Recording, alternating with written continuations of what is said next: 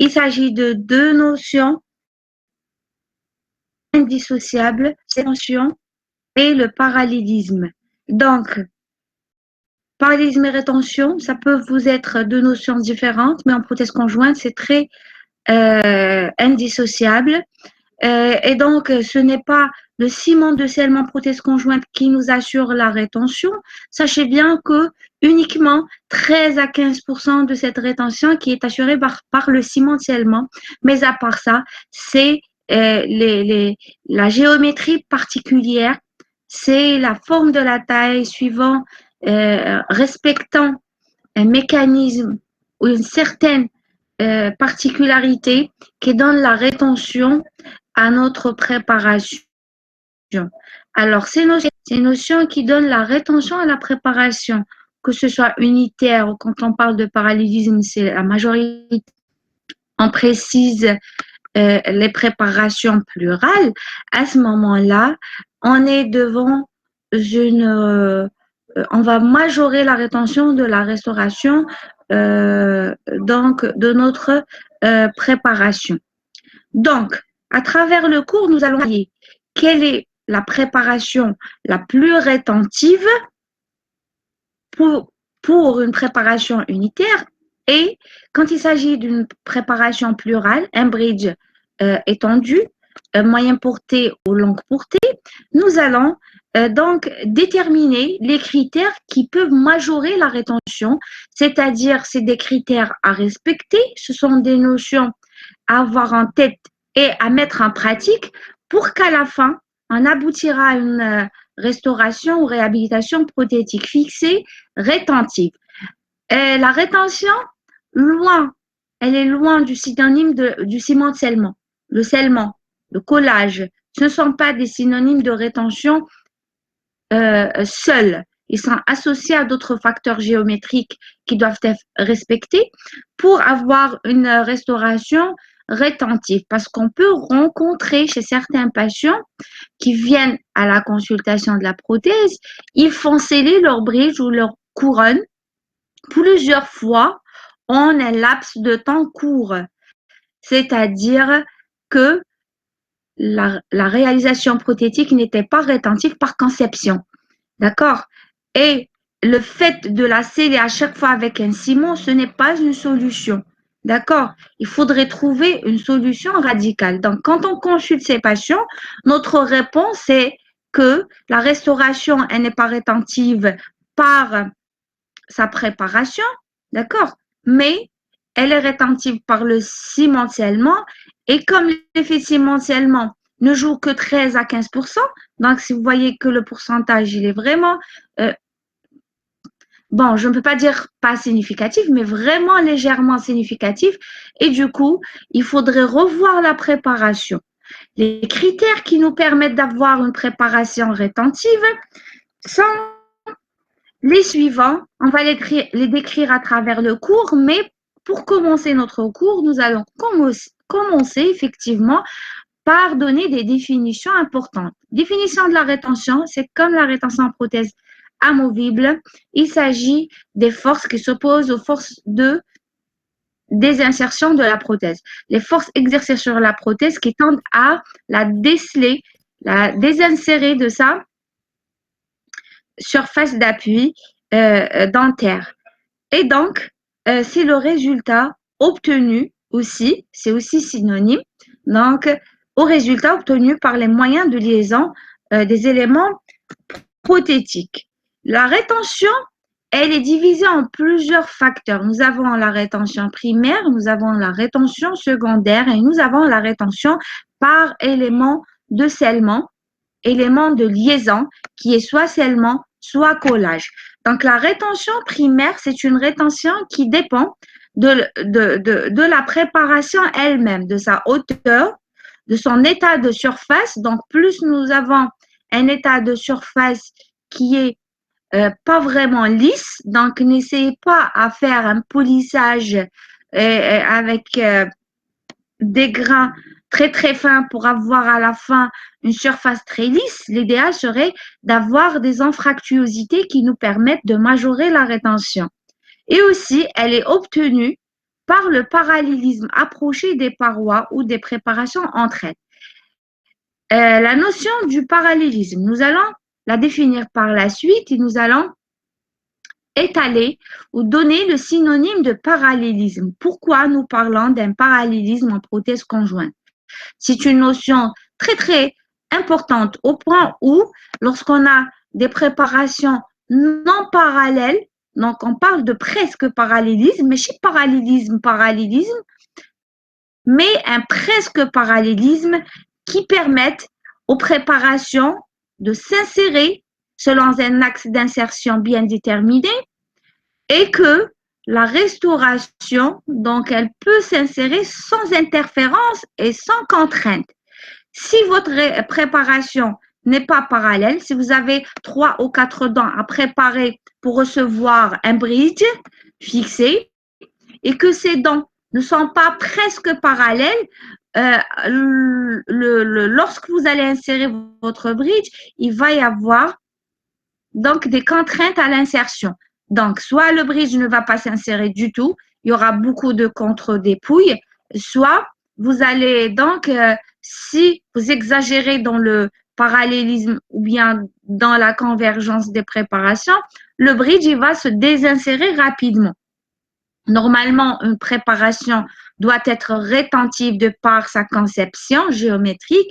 Lorsqu'elle est essayée en bouche, elle ne doit pas tomber sensuellement. Sensuellement, quand on met la prothèse sur son moignon, l'ancrage sur son moignon, normalement, on doit avoir une légère résistance à la désinsertion. Ça, c'est un bon signe que notre préparation, elle est bien rétentive de par la préparation elle-même. Donc, la rétention secondaire, généralement, c'est une rétention qui est obtenue par d'autres facteurs qui sont rajoutés par le praticien et qui vont augmenter la rétention primaire, type les rainures. Et les rainures, on peut les réaliser au niveau des parois. D'accord? Alors, l'ancrage, il va avoir donc sous forme de glissières qui vont pénétrer dans ces rainures et donc la rétention sera majorée. Les boîtes, donc quand on a par exemple des cavités carieuses, nous pouvons les transformer en une forme de boîte et à ce moment-là, notre préparation, comme ce sera l'image identique de notre préparation suite à une empreinte qui enregistre les détails de nos préparations et donc ça va augmenter la rétention comme vous voyez sur les figures. Donc la rétention de jonction, elle est assurée soit par les moyens de scellement, donc ciment scellement comme vous êtes en train de voir sur l'image là. Donc il faudrait mettre une fine couche de scellement, une fine couche. Les ciments de scellement, il en existe tellement, en provisoire, en définitive, plusieurs marques, d'accord, avec des caractéristiques différentes. La résistance à la résilience, la résistance à la traction. Donc, tout ça, vous allez le voir en détail dans un cours de scellement et de collage. Les composites de collage, le collage, c'est un autre moyen et il est basé sur donc mordançage, préparation, si vous voulez, des deux surfaces, surface prothétique et la surface dentaire.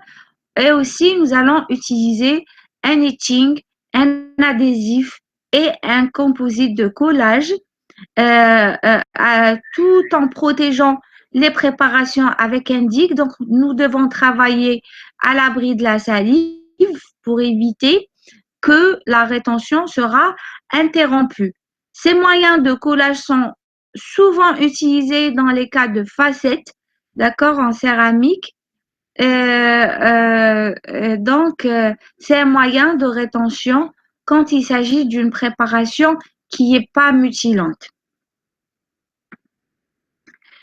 Les différents mouvements qui tendent à déceler un bridge. Ces mouvements doivent être étudiés. Pourquoi on doit étudier ces mouvements? C'est pour contrecarrer ces mouvements, parce que ces mouvements-là, ils vont contribuer à la désinsertion de notre bridge qui est censé être fixé pendant un moment, une durée de vie, d'accord, qui n'est pas moins de 10 ans ou plus, si on respecte bien l'hygiène en bouche et on respecte la préparation, on respecte les critères donc, que je vais vous donner pour avoir un bridge rétentif, à ce moment-là, ça va durer vraiment en respectant l'occlusion aussi, nous pouvons avoir une préparation ou une réhabilitation prothétique fixée, durable dans le temps.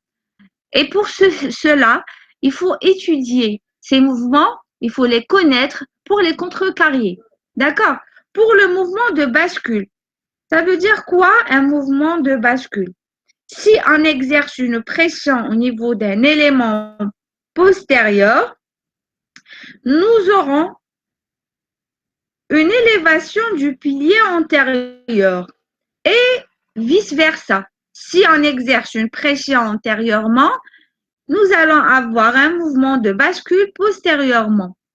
Et donc, cela doit être évité et on va détailler comment ça va être évité. Pour les mouvements de renversement, donc un renversement est provoqué par les forces tangentionnelles dans les mouvements de protrusion et de latéralité lorsqu'il y a des interférences. Donc, quand on a des interférences en mouvement de propulsion et de latéralité, le bridge bascule. Le bridge, il va se renverser. Pour le mouvement de torsion, c'est un mouvement qui unit deux mouvements, rotation et renversement en même temps. C'est une torsion. D'accord? Dans la région généralement canine et prémolaire, ils sont souvent dus à une armature qui est non rigide ou bien une liaison par soudure de mauvaise qualité. Les mouvements de flexion, ils sont provoqués par les forces verticales et sont toujours dus à une mauvaise conception de l'infrastructure métallique. C'est l'alliage quand il est trop mou, d'accord, ou lorsqu'il est trop élastique et nous avons un étendu trop important. À ce moment-là, il va y avoir une flexion, c'est-à-dire que le bridge il va se déformer. D'accord, il se déforme au milieu, au centre. Alors, les facteurs qui interviennent dans la rétention sont multiples, à savoir la dépouille de la préparation, l'étendue de la préparation qui parle de la hauteur, de la largeur de la préparation, de la hauteur relative entre la préparation et de l'ancrage, et aussi il est influencé par l'état de surface de la préparation et enfin par le collage ou le scellement. Pour ce qui est de dépouille de la préparation, il faut savoir que pour avoir une préparation rétentive, une légère convergence des parois de la préparation est indiquée. Quand vous êtes en train de voir ici sur la figure, imaginons que ça c'est notre dent, d'accord? Il faudrait créer une angulation de 3 degrés pour chaque préparation. Cette angulation correspond à la fin à une préparation qui présente 6 degrés par rapport à l'axe d'insertion. Pourquoi pas parallèle? Pourquoi à parois qui ne sont pas parallèles? Parce que quand on a une préparation parallèle partout, nous ne pourrons pas faire entrer notre couronne facilement. Nous allons avoir des obstacles à la préparation, à l'enfoncement. Nous allons avoir des obstacles à l'insertion de la prothèse. Une légère convergence, elle facilite l'insertion et la désinsertion, bien sûr, l'essayage au cours des mouvements d'essayage de l'armature, les différentes manipulations avant le scellement. Par contre, si vous réalisez une préparation qui est parallèle, comme vous voyez là sur le schéma, d'accord? la rétention sera interrompue parce que l'insertion déjà trouvera des contraintes. Quand la convergence, elle est accentuée, plus que 6 degrés, nous allons avoir une préparation qui est non rétentive. La rétention, elle, diminuera avec une préparation très conique. La prothèse, elle se désinsère facilement. Et même avec un cimentiellement, ça ne tiendra pas. Deuxième élément ou deuxième facteur, c'est l'étendue de la préparation. Plus nous avons une préparation qui est étendue, meilleure est la rétention. Alors, quand on a une préparation surmolaire, bien évidemment, elle est plus rétentive que lorsqu'il s'agit d'une restauration sur incisive ou sur canine. D'accord? Plus nous avons une surface importante, mieux c'est pour la rétention. Pour deux couronnes de diamètre égal et de hauteur différente.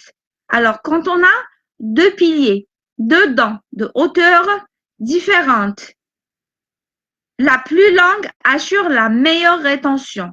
Donc, si vous avez deux dents de même diamètre, la dent la plus haute, elle donne une meilleure rétention par rapport à la plus petite.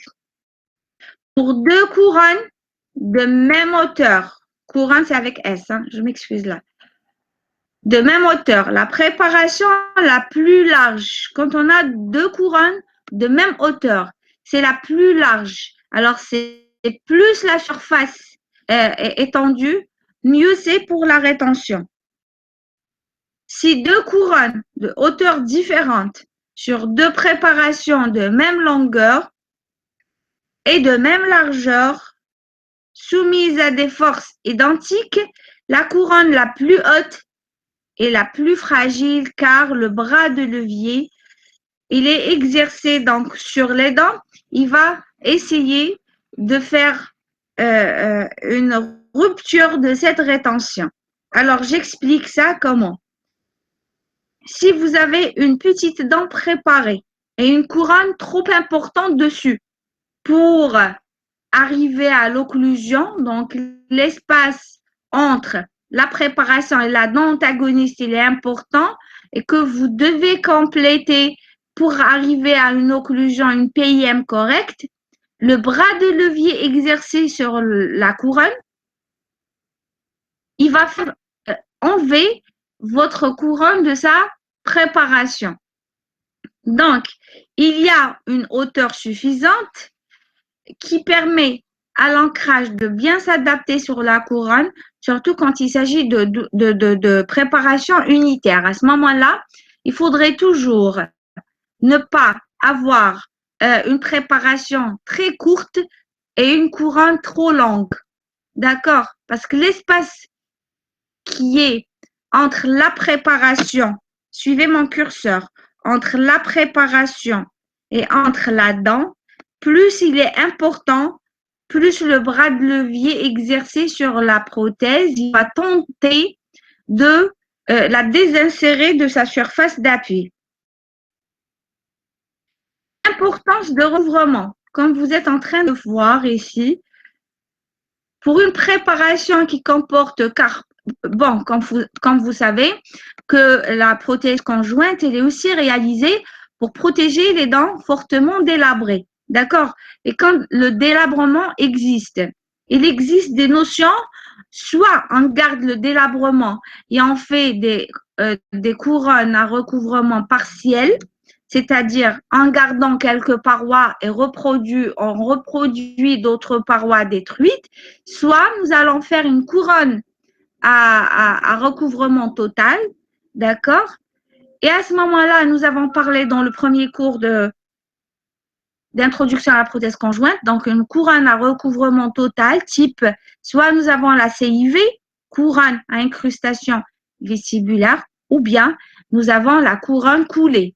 Ces deux types de couronnes, ils vont englober toute la dent, ils vont la protéger. Plus nous avons de parois préservées de la dent, plus la rétention sera maximale.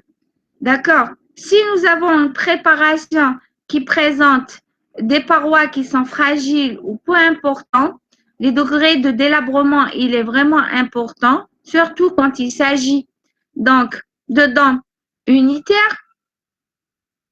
Donc, la rétention sera minorée et les forces de désinsertion seront importantes. L'état de surface. Alors, pour l'état de surface, je vous ai dit, il ne faut pas chercher à avoir une préparation très rétentive, donc douce. La rugosité réciproque des surfaces à la fois dentaires et de la couronne augmente la rétention. D'accord? N'essayez pas d'avoir une surface très polie. Pour le collage, il est réalisé par un composite de collage ou les ciments de résine. L'axe d'insertion par définition, c'est la ligne imaginaire selon laquelle la prothèse doit être mise en place ou doit être désinsérée. Une limitation du nombre d'axes d'insertion est toujours moins rétentive. Donc, plus vous avez des axes d'insertion multiples, ça veut dire que votre préparation, elle n'est pas rétentive. Normalement, votre préparation, elle est uniquement rétentive par rapport à un axe d'insertion bien choisi, selon lequel vous allez faire obéir ou faire donc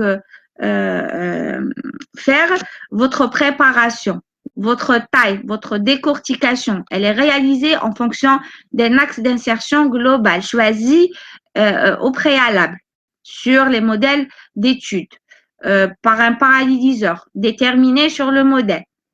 Après, vous allez reporter cet axe sur moignon, d'accord? Où là, vous allez le détecter en bouche quand il s'agit de restauration de petites étendues. À ce moment-là, si vous faites une préparation qui accepte plusieurs axes d'insertion, là, la rétention, elle sera moindre. L'insertion se fait soit par un mouvement de translation, comme sur la figure. Là, nous avons une insertion du bridge sur ces moignons d'une façon verticale. Donc, dès que vous faites rentrer votre bridge, verticalement, il s'emboîte. À ce moment-là, on parle d'une rétention par translation. Soit parfois, nous avons à faire des mouvements à gauche un petit peu, à droite un petit peu, pour pouvoir insérer le bridge. Nous parlons là d'un mouvement complexe combinant translation et rotation. Les facteurs qui déterminent un choix d'un axe d'insertion. Alors, comment nous devons choisir un axe d'insertion ou bien quels sont les points qui vont vous guider à choisir votre axe d'insertion? Il faut avoir les notions suivantes. En présence d'une dent pulpée et d'une dent dépulpée, c'est la dent pulpée qui va guider l'axe d'insertion. Comment ça? Donc, si vous avez deux dents à préparer, un bridge qui est supporté par deux dents. La dent la pulpée, la dent vivante, c'est elle qui guide le choix de l'axe d'insertion. C'est-à-dire, nous devons faire notre taille en respectant la vitalité pulpaire. D'accord? Si la dent mortifiée présente des rotations quelconques, nous pouvons la modifier en fonction de la dent vivante. Par contre, si vous avez une dent mortifiée qui est bien redressée et la dent vivante qui est présente quelques rotations à corriger, à ce moment-là, lors de la taille, vous pouvez, influencer la vitalité pulpaire en corrigeant les rotations, c'est-à-dire quand vous allez faire votre taille, si vous allez avoir et si vous voulez avoir un parallélisme approché, vous allez trop tailler jusqu'à ce que le nerf sera touché. À ce moment-là, vous allez dévitaliser la dent. Donc, a priori, il faudrait respecter l'axe d'insertion en fonction d'une dent vivante pour ne pas la mortifier, pour ne pas la solliciter. Par contre, une dent mortifiée, vous faites la taille quand vous voulez. Même si vous allez trop la décortiquer, il n'y a pas de risque. Mais une dent vivante, si vous allez toucher le nerf, le patient aura très très mal et vous allez avoir recours à une dévitalisation obligatoire. En présence de plusieurs dents dépulpées, si vous êtes devant plusieurs dents qui sont mortifiées et bien sûr traitées avec un traitement endodontique correctement réalisé. C'est la dent la moins volumineuse en légère malposition qui fera dévier l'axe d'insertion. C'est-à-dire vous allez respecter la dent qui est en malposition, qui est légèrement qui est fragile. C'est elle qui vaut surtout si cette dent est importante dans l'ancrage. Alors si elle est pilier, si elle est intermédiaire au milieu, vous pouvez vous en passer, vous supprimez la couronne et vous faites un îlet corps respectant votre axe d'insertion. Chevaux, les critères, ils sont importants. Je vais expliquer. Même si vous n'allez pas bien comprendre, le prochain cours, il va parler des principes généraux de préparation, de taille, des moignons. Nous allons renforcer ces notions. Donc, c'est un petit peu compliqué quand je parle, mais c'est la base de la prothèse conjointe. Donc, si vous avez plusieurs dents à décortiquer et toutes ces dents sont mortifiées, la dent la fragile, c'est elle qui dicte l'acte d'insertion. Je dois respecter quand je fais ma taille pour que cette dent reste en place, pour que la dent, je ne la coupe pas, je ne supprime pas sa couronne, je ne supprime pas une substance importante. C'est elle qui va dicter mon axe d'insertion. Moi, je parle d'une façon générale. C'est des critères qui aident à guider le choix d'un axe d'insertion. Mais vous n'êtes pas obligé à appliquer tous ces critères intégralement.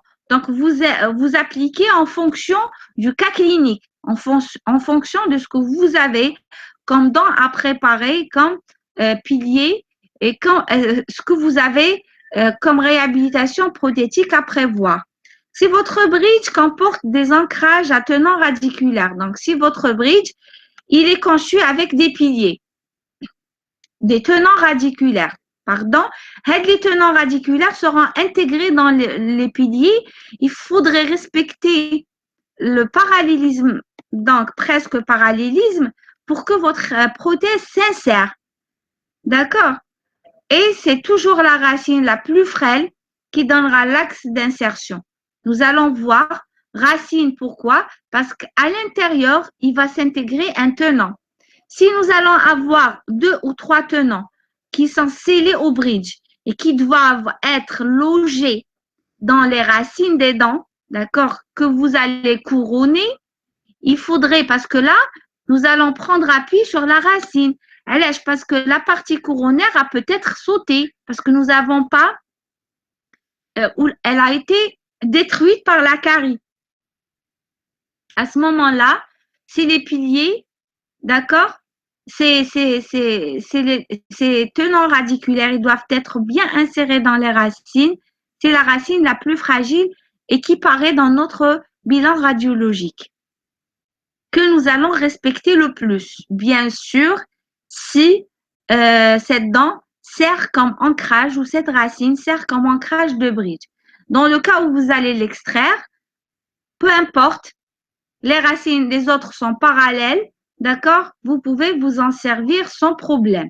Là, c'est en cas de particularité, quand on fait une préparation. Dans le cas de malposition extrême, si vous avez une dent qui est vraiment en malposition par rapport aux autres dents, d'accord, qui ne peuvent pas être corrigées. Cette dent pilier, nous allons supprimer la couronne, la partie couronnaire, d'accord, et nous allons réaliser un îlet corps qui obéit à la notion du parallélisme, à la notion de la rétention, facteur de rétention, c'est-à-dire en hauteur et en largeur. Tout ça va être préparé au laboratoire en prenant une empreinte basé sur la racine et à ce moment-là, vous allez avoir une couronne qui va s'intégrer et il va être dans le contexte global de l'occlusion et de l'aspect général du sourire du patient. Donc, on peut corriger une malposition extrême par la suppression de la couronne et réalisation d'une couronne artificielle, un moignant, ce qu'on appelle moignant, parce que le praticien, il va prendre l'empreinte de la racine, il va donner au laboratoire pour une réalisation, pas d'une couronne entière, mais d'un faux moignant, d'une décortiquée, d'accord, qui à la fin sera aussi recouverte par une autre couronne définitive à incrustation vestibulaire comportant une face cosmétique portant la même couleur des dents antagonistes et adjacentes. L'insertion selon les types de construction prothétique. Quand il s'agit d'une prothèse unitaire, c'est différent par rapport à une prothèse plurale ou implantaire. L'axe d'insertion est confondu avec l'axe de la dent quand il s'agit d'une préparation unitaire. Donc, unitaire, c'est le grand axe de la dent selon lequel la prothèse sera intégrée, elle sera insérée, d'accord? Et donc, nous allons choisir le grand axe de la dent, c'est notre repère. Vous n'allez pas vous confondre, c'est très facile. Quand il s'agit de prothèses plurales, nous avons soit insertion par mouvement de translation, dont on a parlé tout à l'heure, les préparations, support de bridge présentant un parallélisme. Maintenant, on doit avoir un parallélisme. Si on voit, regardez là, regardez notre axe d'insertion, regardez les flèches. Donc, notre préparation sont presque parallèles. Le bridge, il va s'insérer facilement selon l'axe d'insertion de par translation. Là, il faut respecter le presque parallélisme. D'accord? Si on avait une dent qui est en rotation, le bridge ne va pas s'intégrer. Il ne va pas s'insérer. Là, c'est les faux moignants créés au laboratoire. Ils doivent être, c'est-à-dire, nous avons créé le parallélisme au laboratoire parce que les couronnes sont absentes ou bien elles étaient en très mal position au point où, lorsqu'on avait fait la taille, nous avons supprimé la partie coronaire et nous avons réalisé des faux moignants parallèles entre eux qui facilitent une insertion. D'accord? Alors, les mouvements complexes qui associent translation et rotation sont indiqués dans le cas de divergence des axes dentaires, très importante. Les mouvements complexes qui associent translation et rotation sont indiqués dans le cas où on a une divergence importante. Alors, seule insertion par translation, elle est acceptable en cas de prothèse sur implant. Pourquoi? Parce que l'implant, il est ostéo-intégré, il ne faudrait pas le solliciter et en plus, on n'a pas de proprioception au niveau de la racine implantaire. Donc, l'implant, il n'a pas de récepteur, il n'a pas de ligament parodontal qui reçoivent les forces et les amortissent, comme sur une dent. Il n'y a pas ça sur un pilier implantaire. Du coup, la perception au niveau de l'implant, elle est très réduite. Le patient, il ne faut pas que le praticien sollicite l'implant plus qu'il faut avec des surcharges pour ne pas causer une fibro-intégration et le mobiliser en le soumettant à des contraintes internes importantes. Le parallélisme. Donc, le parallélisme, il est obligatoire dans les préparations multiples. Ça va aider et faciliter l'insertion de la prothèse conjointe, prothèse plurale, bridge en anglais, pont en français. En pratique, on ne peut obtenir un parallélisme parfait. C'est un presque parallélisme. Je vous ai parlé, donc, je ne dis pas parallélisme parallèle. C'est un presque parallélisme. Pourquoi? Parce que nous avons une légère convergence des préparations. Les préparations sont ou présentent 6 degrés de convergence D'accord? Pour chaque préparation, nous avons 6 degrés. 6 degrés, ce qui donne globalement une convergence, ce qui donne un presque parallélisme au final, facilitant l'insertion de la restauration multiple conjointe de votre bridge et qui permet une insertion facile et une désinsertion des ancrages facilement. Les principes de parallélisme, comment on va les avoir? Les préparations, donc, sont convergentes de 6 degrés en totalité. Comme c'est 3 degrés par paroi, ce qui donne une convergence totale pour une dent de 6 degrés entre les faces, ce qui donne 6 degrés souhaitables au total. Pour les in-les-corps, seront réalisés à l'aide d'un paralléliseur au laboratoire. In-les-corps ou à faux-moignant, ils sont réalisés au laboratoire en respectant le parallélisme général des dents que vous avez préparées. Si vous avez préparé 2 piliers dentaires et un pilier faux-moignant coronoradiculaire, vous allez prendre l'empreinte, la préparation au laboratoire, le technicien de labo, il doit respecter vos préparations pour permettre à la préparation prothétique au bridge fixé de s'insérer facilement au sein des préparations réalisées par le praticien en bouche. Un traitement orthodontique qui peut nous assurer une rétention dans le cas de rotation. Donc, si, bien sûr, en accord avec le patient, on voit qu'on a des rotations, des déplacements dentaires empêchant la réalisation d'une restauration fixée facilement, nous pouvons orienter le patient à un traitement orthodontique pour corriger toutes les rotations. Comme vous savez, les extractions non compensées ont beaucoup de répercussions sur la denture. Les dents se mobilisent. On peut se retrouver devant des égressions, des rotations, des mobilités dentaires et des déplacements importants, ce qui nous empêche de réaliser un traitement répondant aux règles de l'art. À ce moment-là, et si le patient est d'accord bien sûr, vous pouvez orienter votre patient pour un traitement orthodontique et le reprendre après. Si le parallélisme ne peut être obtenu, on aura recours soit aux attachements ou là aux prothèses fixées démontables. Le prothèse fixée démontable, je vais vous la détailler dans un autre cours. Les classifications des ponts, c'est un cours qui vient après. Dans 15 jours, on va le faire. Donc, soit les attachements de précision, ce sont des moyens qui nous permettent d'avoir c'est un moyen de rétention qui est réalisé au laboratoire et reporté en bouche et qui, avec ce moyen, nous allons avoir donc une insertion facile. Alors, voilà la prothèse dont je vous ai parlé, une prothèse avec tenant radiculaire. Prothèse avec tenant radiculaire, ça facilite l'insertion en bouche. Si on respecte le parallélisme, le bridge il va s'insérer. Si on ne respecte pas le parallélisme, on ne pourra jamais faire entrer ce bridge-là. Il ne rentrera jamais.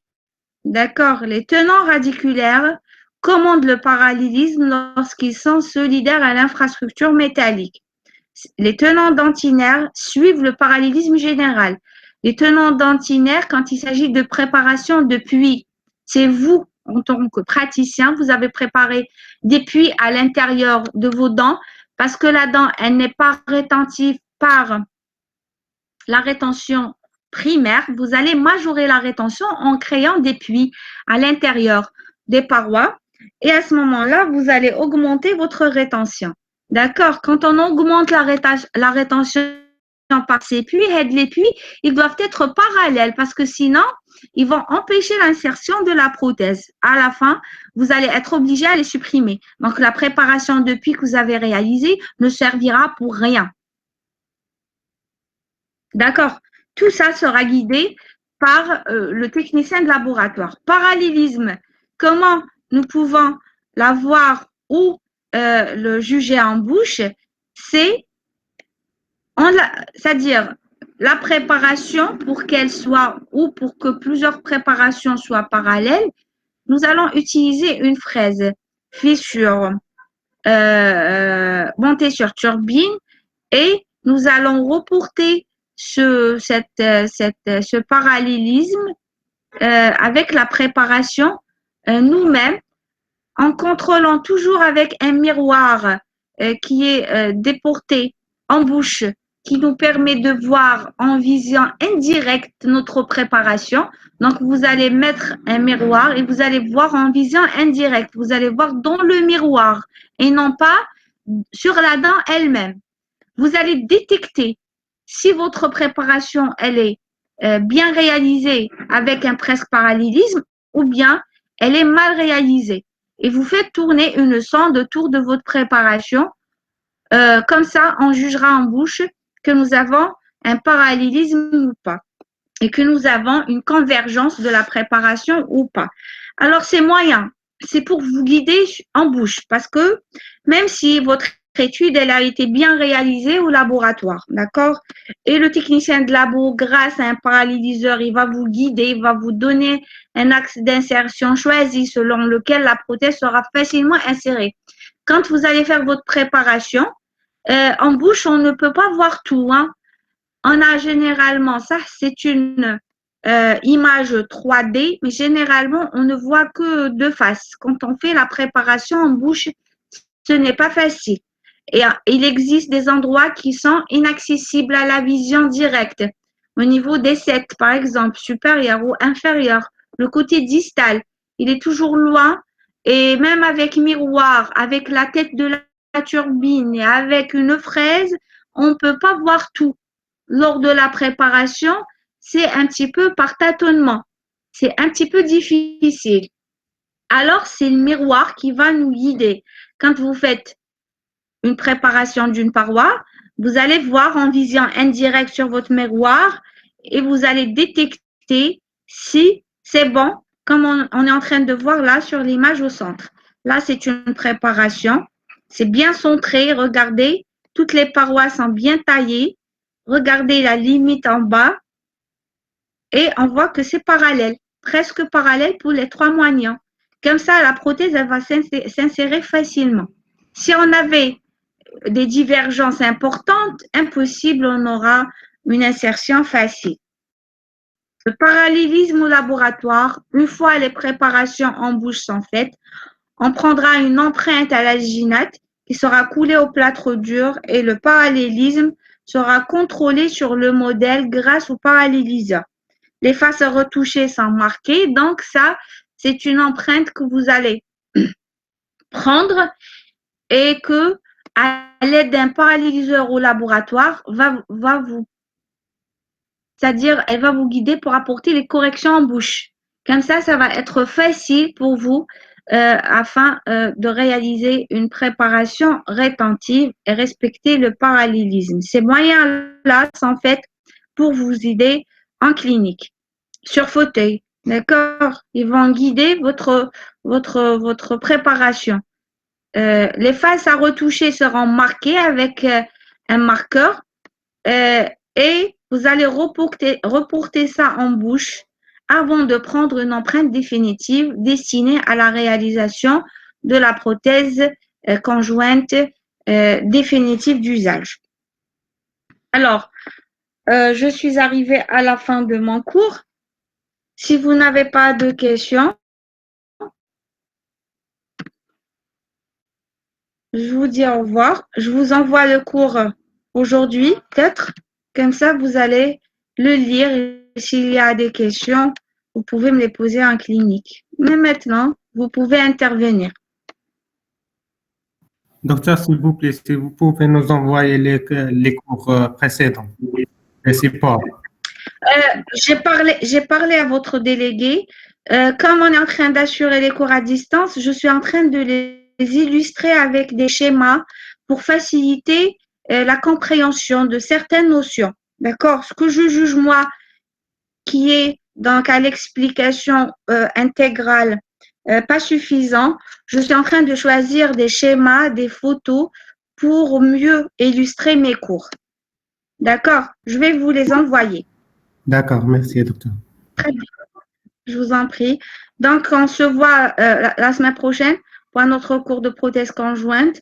Je vous dis d'ici là, au revoir.